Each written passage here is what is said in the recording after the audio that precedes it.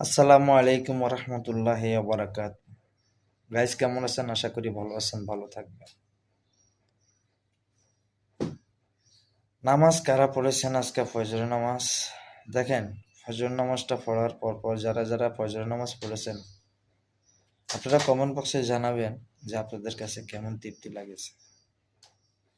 যে ভাইয়েরা পড়ে নাই, সে ভাইদেরকে সেই তৃপ্তি সম্বন্ধে কিছু অভিজ্ঞতা দেন, তাদেরকে নামাজের দাওয়াত দেন।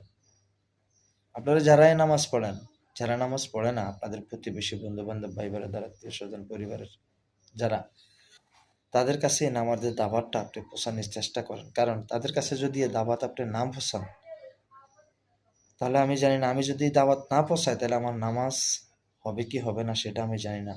তবে আমি যত পড়ি, আমি যত জাহান্নাম থেকে বাঁচার জন্য চেষ্টা করি, তেমনি ভাবে